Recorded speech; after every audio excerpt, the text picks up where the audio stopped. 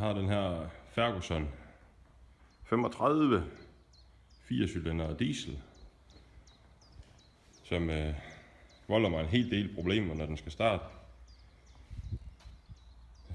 Og så ryger den utrolig meget ud af ånderøret, som sidder herovre på siden. Det der går ned og ud af motoren her. Det her rør her. Der kommer mere røg ud af det rør, end der gør ud af selve udstødningen, når man kører. Så den trænger til at få skiftet cylinder og stempler. Og det er det, jeg vil til at gå i gang med nu her.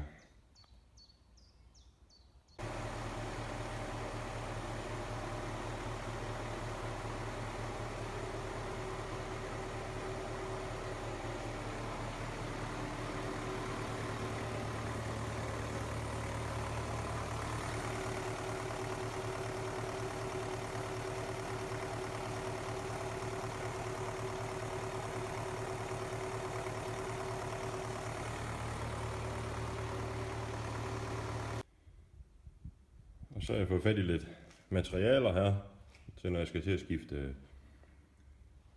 cylinder og stempler. Som I kan se, så har jeg fået fat i 4 sæt stempelringe. Så har jeg fået 4 nye stempler her, hvor der er en ny stempelpind, og der er låsering med til. Og så har jeg fået 4 nye foringer her. Og det er det, man kalder tørre foringer. Så det vil sige, at de skal krympes i blokken. Så de her, de ryger hjem i fryseren nu her. Og så kan de ligge der indtil i morgen i hvert fald.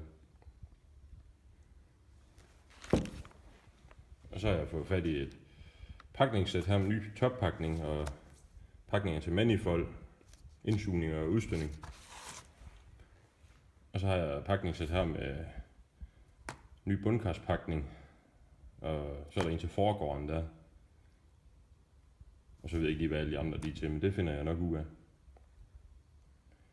Så, men først så skal jeg lige have tappet olie og vand af traktoren der. Vandet der er begyndt at pøse ud der på gulvet. Der er trakten, den stod ikke helt rigtigt. Men vi får se, hvordan det kommer til at gå. Så har jeg fået tanken pillet af.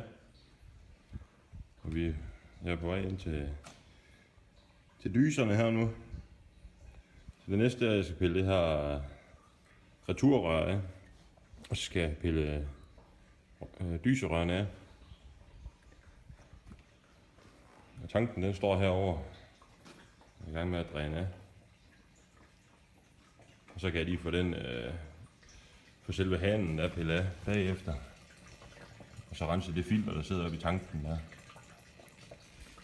Nu er man i gang.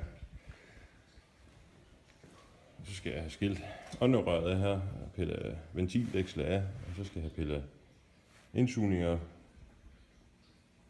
udstødningsmanifold. Ja, det ved jeg. Jeg selv hjemme, jeg piller det af, om de er til at løsne, de her møtrikker her. Og så lige en køleslange der skal jeg af. Så er topstykket sådan set ved at være frit. Så skal jeg til at pille dyserne ud. Nu har jeg pillet overfaldene af. Så de ligger her. De sidder sådan der og holder dyserne. De kan godt sidde lidt fast, sådan nogle her. Men til det, der bruger jeg sådan en lille kubben, jeg har. Og så kan man få det ind her imellem topstykket og ind under dysen. Man skal passe på ikke at trykke på selve, hvad fanden hedder det, der hvor man skruer rørene på. Men man skal ind under dysen. Og så kan man lige få dem vippet op her. De kan godt sidde godt fast med en masse sod og dieselolie og snallerværk. Hvad fanden der skal sidde derinde.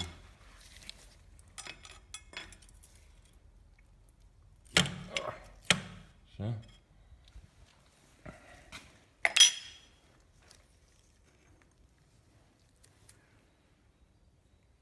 Men de ser nu rimelig ud. Det er dyserne. Ja, det er ikke nemt at se noget dernede. Men det er ikke så lang tid siden, jeg har haft dem her ud og har trykprøvet dem og skiftet lysespækker. Så dem gider jeg ikke gøre noget ved lige nu.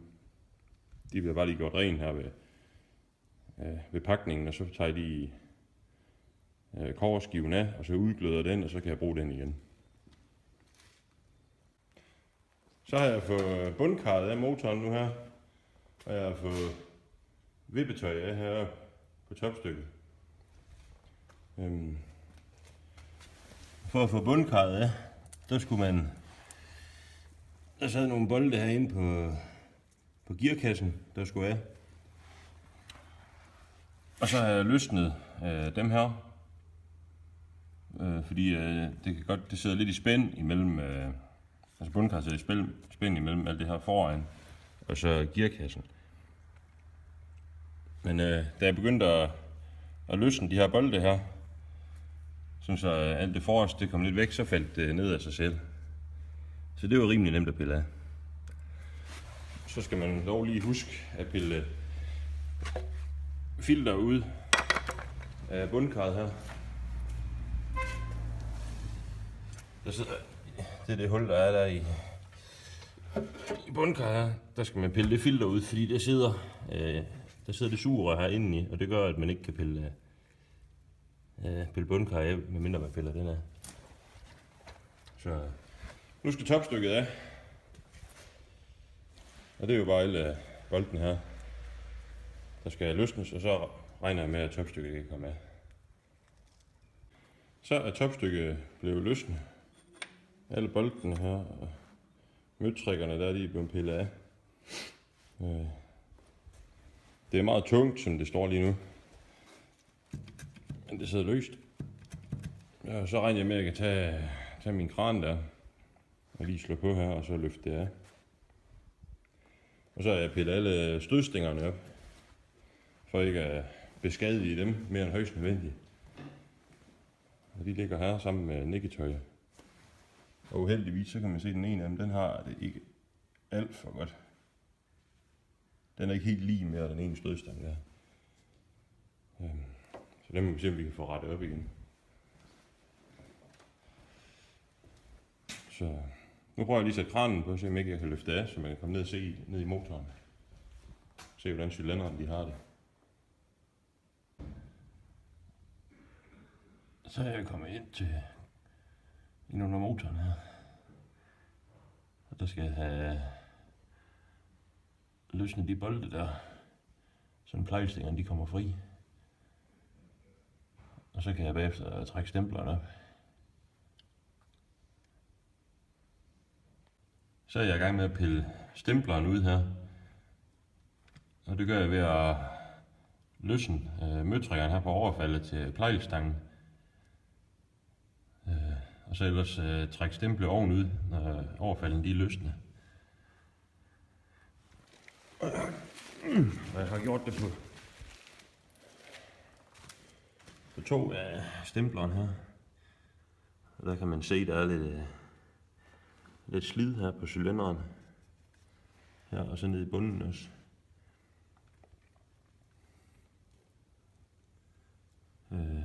Den første cylinder her, den er ikke så gal igen. Men jeg tror, jeg sætter nye foringer i. Så kan man se her på de stempler, jeg har pillet ud, at den øverste stempelring, den er knækket, og det er den sådan set på begge to indtil videre, af de 2, jeg har pillet ud. Og så kan man se her på... Nej, det er ikke så nemt at se. Men der er... Man kan lige skimte, at hvidtmetallet det er blevet slidt af lejepanderen her.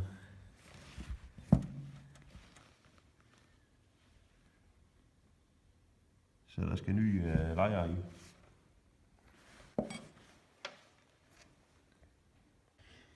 Så er det hele blevet skilt af. Nikketøj og stødstænger, stempler og topstykker kommer af. Og så er der blokken herover. Så nu skal det hele gøres rent.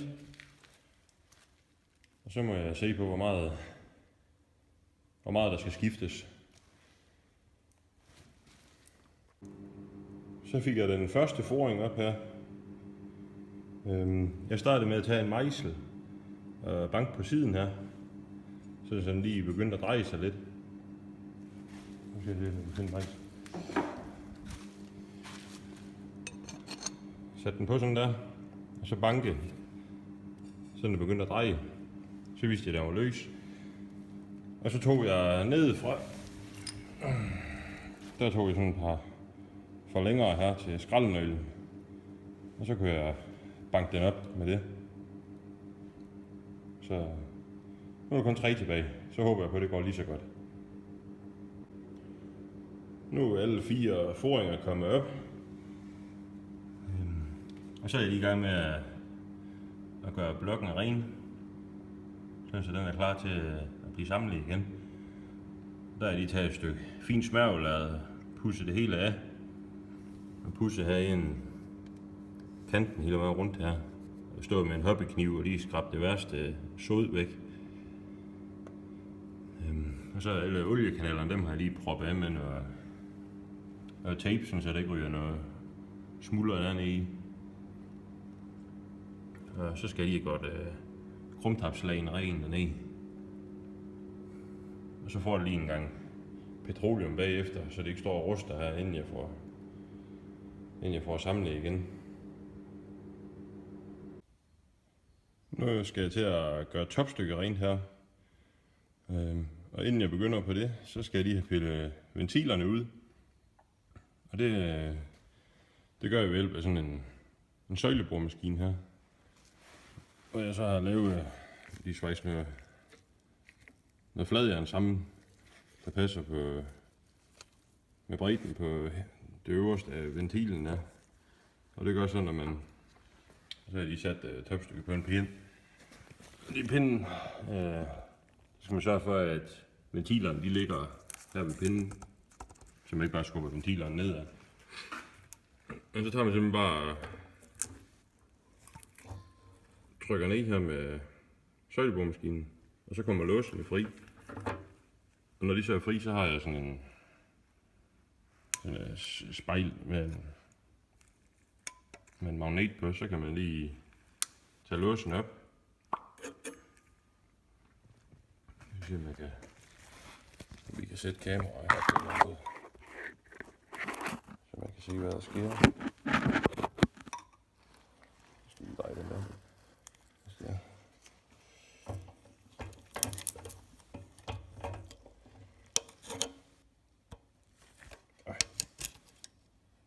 Der kom låsen. Så skal I se, om de skal vende bestemt, eller hvad de skal.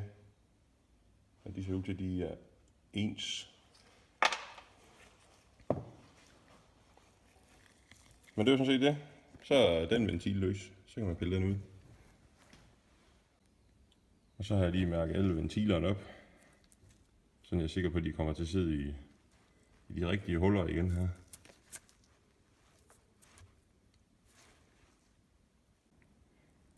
Så blev topstykket gjort rent, og alle ventilerne her, de er blevet slebet og monteret igen. Og der blev gjort rent ned i her, hvor dyserne sidder. Der var en masse sod ned i, så pakpladen er blevet gjort pænt ren igen i alle hullerne. Og dyserne de er også blevet gjort ren, og ringen er blevet udglødet. Så det næste, der sker, det er flejlstængerne her. Nu skal de skilles af og gøres rene. Og så er det bare at vente på de nye plejlejer. Så er jeg i gang med at montere stempelringen på stemplerne her. Så det kommer til at se sådan her ud. Og til det der bruger jeg en låseringstang. Så lige sætte, når ringen, jeg skal bruge begge hænder, så jeg kan ikke lige vise det nu. Men når man lægger ringen på, så lige udvide den med tangen, og så skubbe den ned. Og så skal man være opmærksom på de 2 af ringene her. Der er der en lille kant, på herinde i. Og den skal vende opad. Og det kan man også se, hvis det er til at se. Den kan fokusere her på. Der står top. Det vil sige, at det skal vende opad. Så det står også på ringene, hvordan de skal vende. Der er sådan lidt, jeg kan ikke huske, hvad de hedder, de øverste, men der er for sådan en ring, der er lidt mere, der er belagt med sådan lidt mere hårdt stål. Det er den øverste, og så er der 2 andre kompressionsringe, der de er ens, de 2 her. Så den hårde ring, der til 2 ensringe, og så kommer 2 skraberinge til olie. Det er dem her. De skal så sidde i hver sit spor der. Ja. Så er jeg i gang med at montere stemplerne på plejlstængerne. Der har jeg en helt ny stempelpind her. Og 2 nye låseringe. Og så har jeg en låseringstang til at sætte dem i med. Der skal vi selvfølgelig sørge for, at stemplet det vender rigtigt i forhold til plejlstangen der. Med de der, den nedfræsning, der er i stemplet der. Og så var den er jo skrå her i enden her. Så det skal man lige sørge for, at det passer sammen. Og når jeg så monterer det, så tager jeg lige min gasbrænder her, og så varmer stemplet lidt op, sådan så hullerne de udvider sig. Og så kan jeg presse pinden her i bagefter med fingrene, og så sætter jeg låseringene på. Og så lige tager oliekanden her, og så smører jeg godt med olie herinde i. Jeg giver masser af olie her ved leje. Ja, den bøsning her, der sidder. Så kører det bare. Så fik jeg monteret alle stempler og plejlstænger her. Og så er jeg i gang med at sætte nogle nye lejepander i. Alle dem her.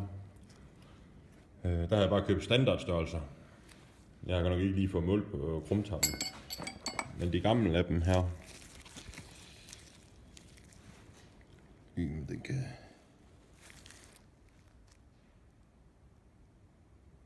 Der står standard.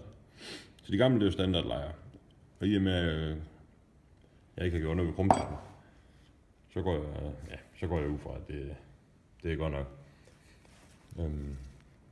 Så de lejer jeg får her, også de gamle, der er jo sådan nogle oliekanaler i, og det er også de nye her.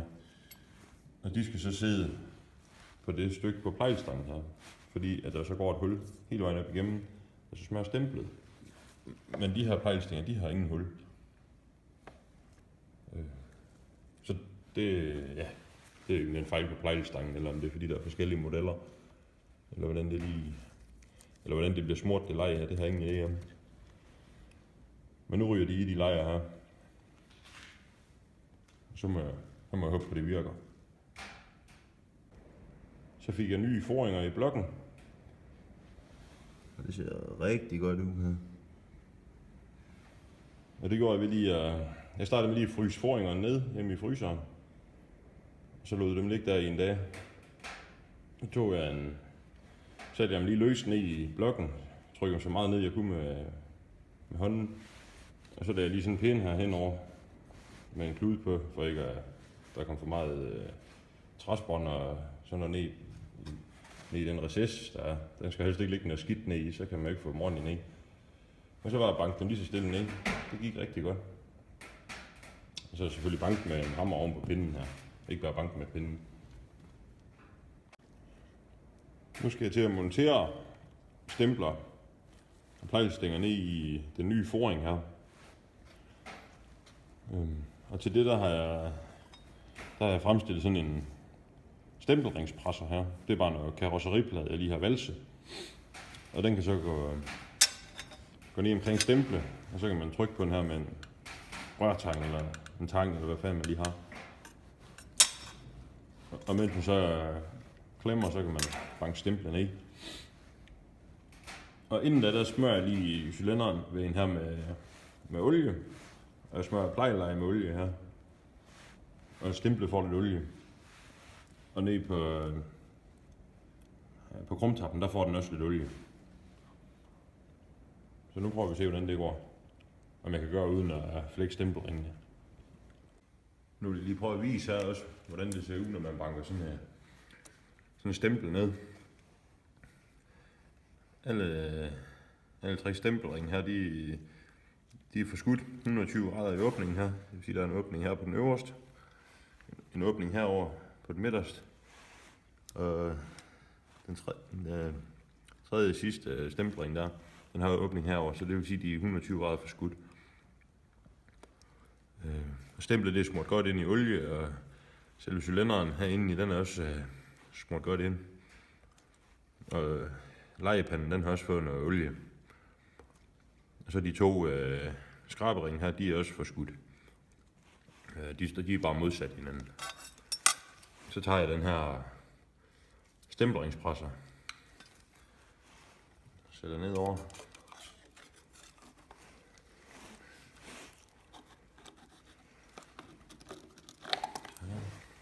Og så tager jeg min polygriptang her, klemmer.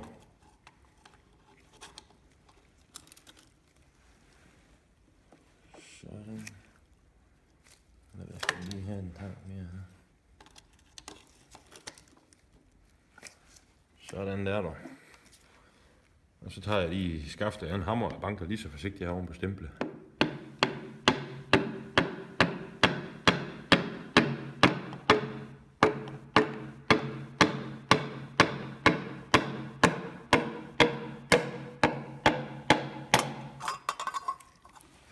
Sådan. Så kom det i. Og så er det bare det samme med de 2 andre cylindre. Den første den er også kommet i. Og så som sagt stadigvæk vigtigt at huske de her tal. At, der står 2 her, det er til cylinder 2, og det er sammen på plejlstangen, der står også 2 tal. Så det skal man lige huske, at de passer overens, når man skal til at samle nedenunder. Så blev plejlstængerne spændt fast igen, og blev låst med låseblikket her. Og de er spændt med 90 Nm.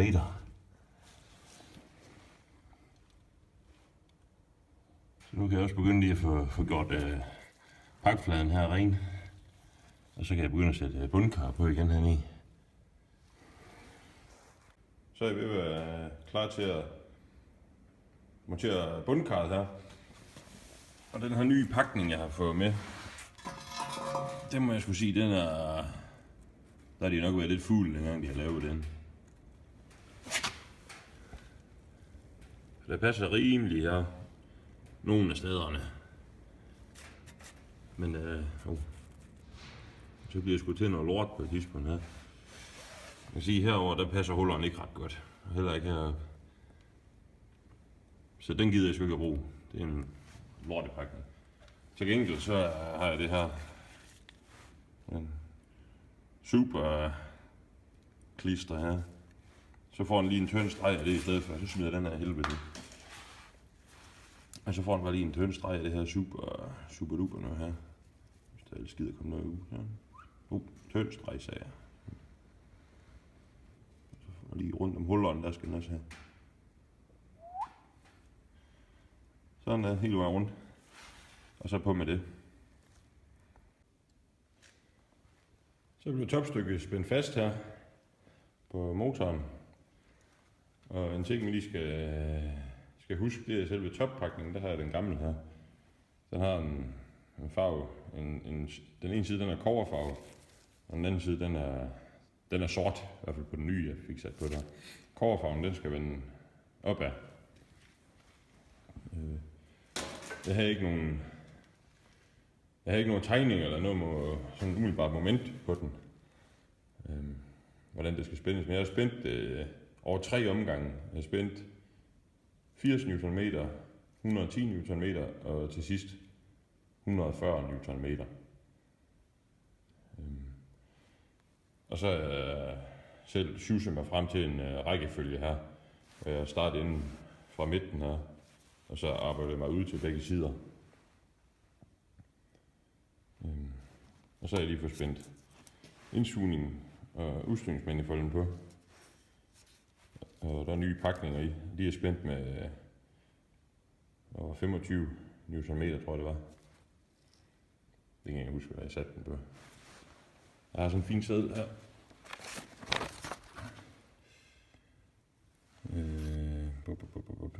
Manifold 30 Nm. En plejlstaksebolde 90 Nm. Ventilleksel, det skal bare lige sættes løs på. Dyseholder 25, nækketøj 13 Nm og topstykke 140. Det er nogle data, jeg har fundet inde på, hvor er det henne? Det er sådan en manual, jeg har over noget Ferguson. Ja. Men om det er helt rigtigt, det ved jeg ikke helt. Jeg tror måske, det er til den 3-cylinder motor. Mange af de data der. Men vi satser på, at det også passer til den her. Så skal jeg til at stille ventiler her. Og først så skulle jeg lige finde ud af, med hvornår man kan stille den, og det skal være i kompressionslag på motoren, at man kan stille ventilerne. Ja, altså kompressionslag på hver enkelt cylinder der. Og der er simpelthen bare, der er drejer ned på remhjul hernede. Og simpelthen få en nøgle på. Og hvis man drejer lige så forsigtigt her, så kan man, ja, det er svært at se måske, men cylinder 1, 2 og 4, de bevæger sig på ventilerne, og 3'eren her, den står stille. Så har jeg fundet vendepunktet for stempel i top, og det er jo når nu er 2 ventiler, når den ene, når udstødningsventilen den er ved at lukke, så er det fordi, at stemplet det i top, det kører opad, og lige inden toppen, der lukker udstødningsventilen 10 grader før top eller sådan noget. Og samtidig med, så åbner indsugningsventilen. Og lige når både indsugning og udstødning de er åbne, så er stemplet der i top, og så har jeg sat nogle mærker ned på remhjulet, så jeg kan se, at det er et toppunkt. At det er også noget, man kan pille et dæksel herovre på pumpen eller sådan et eller andet, for at se mærkerne. Men nu gør jeg bare sådan her, og det virker fint. Og så ud for de punkter der har jeg bare drejet ind til jeg kunne se, at den ene her, den ikke bevæger sig mere.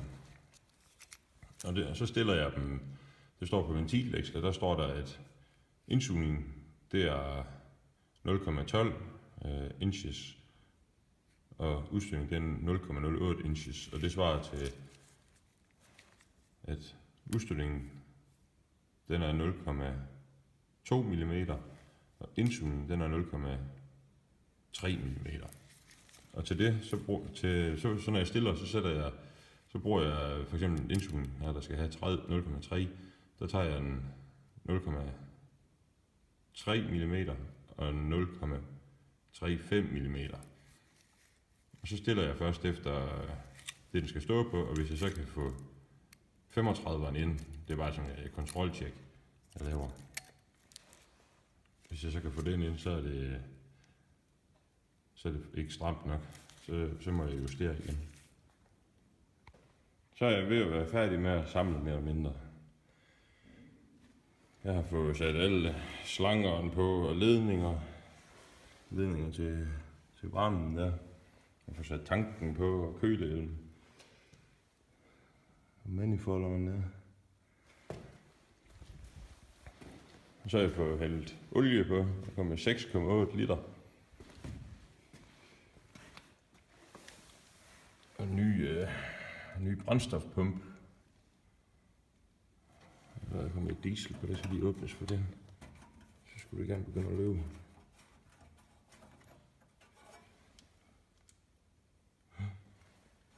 Og der er kommet nye dieselfilter i. Dem skifter man ved at pille rør her. Men så løsner den der bold der, så kan man tage koppen af. Og det samme gælder for det andet her. Hvis man løsner den der, Så kan man tage den her kop og skifte filter. Og der kommer nyt oliefilter på os. Det næste jeg skal til nu, det er udløbssystemet her.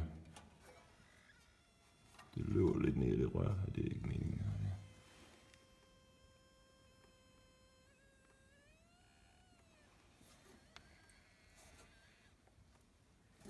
Det skal løbe lidt.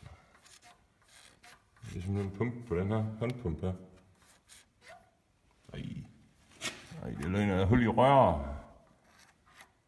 For helvede, mand. Nå, så må jeg det af og løde. Nå. Jeg skal lige løde røret her, kan jeg se.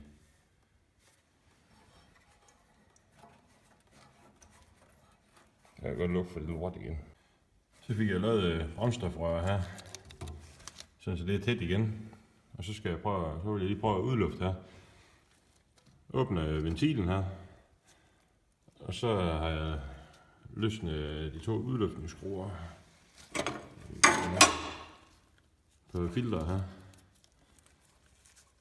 De skal pilles helt op. Det kan godt være det nemmest. Og der er et hul i den her, så kan man godt lade den sidde.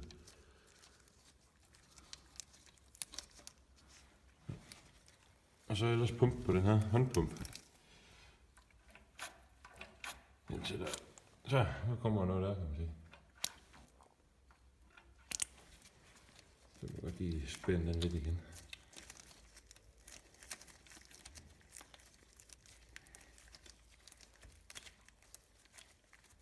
Og så ellers bare pumpe noget mere, indtil der kommer noget ud af den anden her. Så skal være. Vi skal spænde den her lidt til.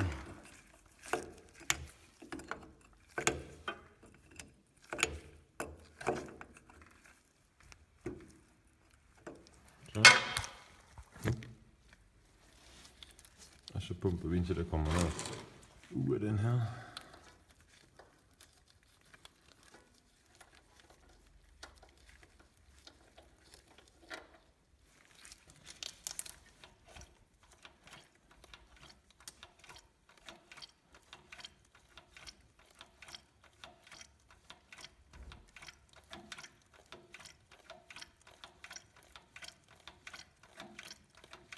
I hvert fald når der kommer noget ud af den der, så er jeg bare proppen i igen, og så lige pumpe lidt mere, så skulle det være det. Så kører jeg med starteren, og så skulle det gerne selv blive luftet ud med dyseren her. Ellers så løsner man lige dyserøren, det kan man også gøre. Og så kører jeg med starteren, og når det begynder at pible ud her med diesel, så spænder man dyserøren igen.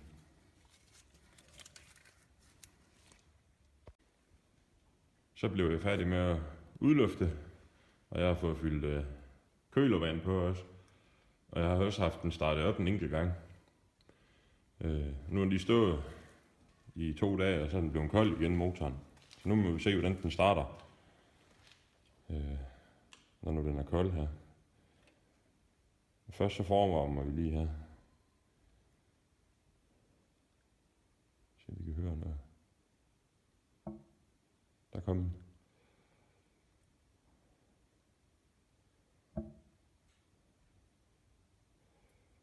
Så håber jeg, at den springer lige i gang nu. Før der skulle jeg bruge en hel del dieselstart. Og så brugte jeg næsten, jeg havde altid et ekstra batteri med. Fordi det første batteri, jeg kørte med, det nåede jeg ikke at køre tør, inden jeg fik den startet. Så jeg brugte 2 batterier, og så en masse dieselstart, for at få den tændt. Jeg håber, det går lidt bedre den her gang. Vi kan prøve at se, om der sker noget.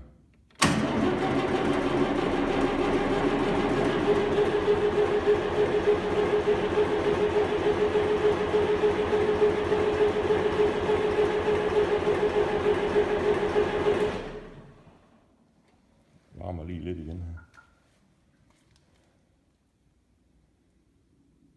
Og hvad er der? Der er vel 8 grader i dag udenfor, så det er nok det, der er herinde i værkstedet også.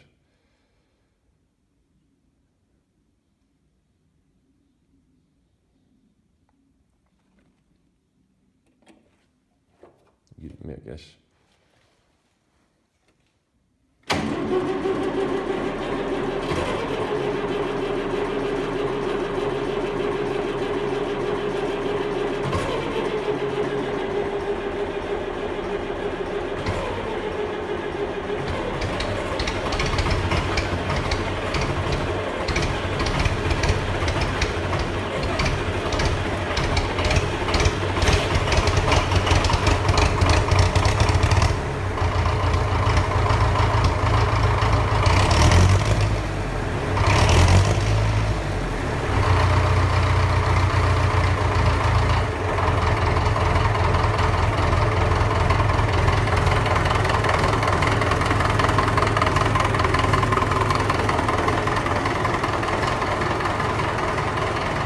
moser lidt herhjemme.